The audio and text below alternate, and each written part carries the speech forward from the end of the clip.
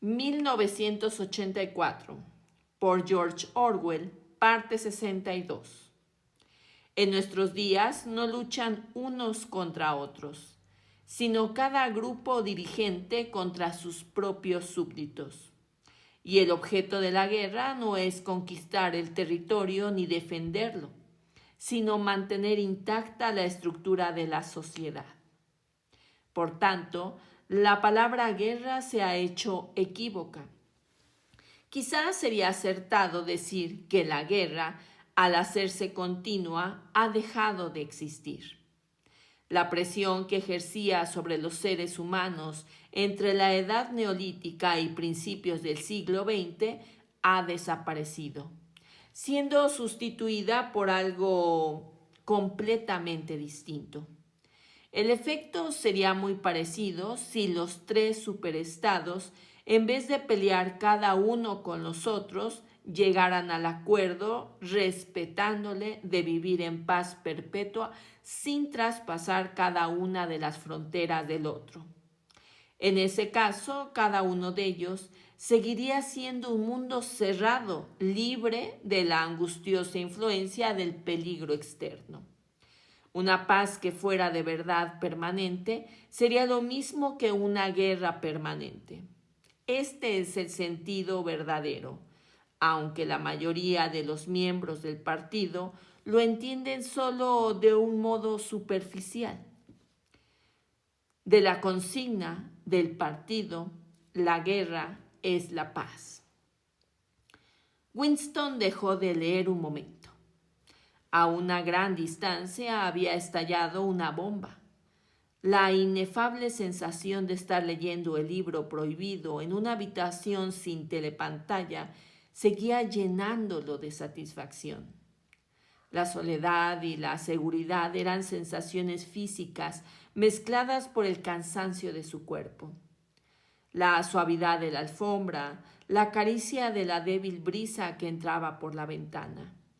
El libro le fascinaba, o más exactamente lo tranquilizaba. En cierto sentido no le enseñaba nada nuevo, pero esto era una parte de su encanto. Decía lo que el propio Winston podía haber dicho si le hubiera sido posible ordenar sus propios pensamientos y darles una clara expresión. Este libro era el producto de una mente semejante a la suya, pero mucho más poderosa, más sistemática y libre de temores. Pensó Winston que los mejores libros son los que nos dicen lo que ya sabemos. Había vuelto al capítulo 1 cuando oyó los pasos de Julia en la escalera. Se levantó del sillón para salirle al encuentro. Julia entró en ese momento, tiró su bolsa al suelo y se lanzó a los brazos de él. Hacía más de una semana que no se habían visto. «Tengo el libro», dijo Winston en cuanto se apartaron. «¿Ah, sí? Muy bien», dijo ella sin gran interés, y casi inmediatamente se arrodilló junto a la estufa para hacer café. No volvieron a hablar del libro hasta después de media hora de estar en la cama. La tarde era bastante fresca para que mereciera la pena cerrar la ventana. De abajo llegaban las habituales canciones y el ruido de botas sobre el empedrado. La mujer de los brazos rojizos parecía no moverse del patio. A todas horas del día estaba lavando y tendiendo ropa. Julia tenía sueño. Winston volvió a coger el libro que estaba en el suelo y se sentó apoyando la espalda en la cabecera de la cama.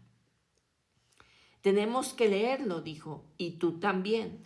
Todos los miembros de la hermandad deben leerlo». «Léelo tú», dijo Julia con los ojos cerrados. «Léelo en voz alta, así es mejor y me puedes explicar los puntos difíciles». El viejo reloj marcaba las 6, o sea, las 18. Disponían de 3 o 4 horas más. Winston se puso el libro abierto sobre las rodillas, en ángulo, y empezó a leer. Capítulo 1. La ignorancia es la fuerza. Durante todo el tiempo de que se tenía noticia, probablemente desde fines del periodo neolítico, ha habido en el mundo tres clases de personas: los altos, los medianos y los bajos. Se han subdividido de muchos modos. Han llevado muy diversos nombres y su número relativo, así como la actitud que han guardado unos hacia otros, han variado de época en época. Pero la estructura esencial de la sociedad nunca ha cambiado, incluso después de enormes conmociones y cambios que parecían irrevocables. La misma estructura ha vuelto a imponerse, igual que un giroscopio vuelve siempre a la posición de equilibrio, por mucho que lo empujemos en un sentido o en otro. Julia, Julia, ¿estás despierta?, dijo Winston. Sí, amor, te escucho, sigue, uy, es maravilloso. Winston continuó leyendo. Los fines de estos tres grupos son inconcebibles. Los altos quieren quedarse donde están. Los medianos tratan de arrebatarle sus puestos a los altos. La finalidad de los bajos, cuando la tienen, porque su principal característica es hallarse aplastados por las exigencias de la vida cotidiana. Consisten en abolir todas las distinciones y crear una sociedad en que todos los hombres sean iguales. Así vuelve a presentarse continuamente la misma lucha social.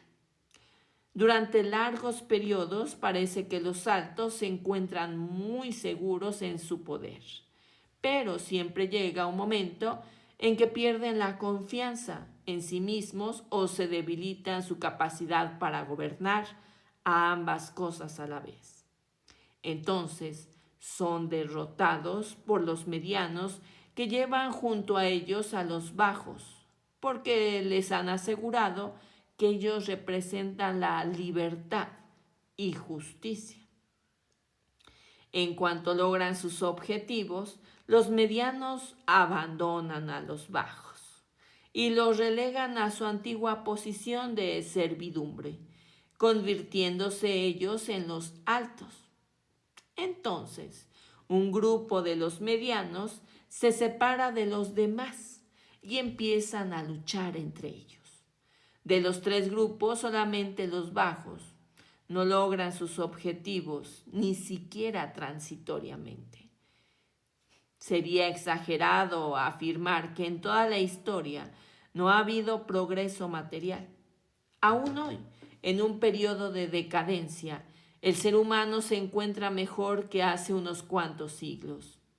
Pero ninguna reforma ni revolución alguna han conseguido acercarse ni un milímetro a la igualdad humana. Desde el punto de vista de los bajos, ningún cambio histórico ha significado mucho más que un cambio en el nombre de sus amos. A fines del siglo XIX, eran muchos los que habían visto claro este juego. De ahí que surgieran escuelas del pensamiento que interpretaban la historia como un proceso cíclico y aseguraban que la desigualdad era la ley inalterable de la vida humana. Desde luego, esta doctrina ha tenido siempre sus partidarios, pero se había introducido un cambio significativo. En el pasado, la necesidad de una forma jerárquica de la sociedad había sido la doctrina privativa de los altos.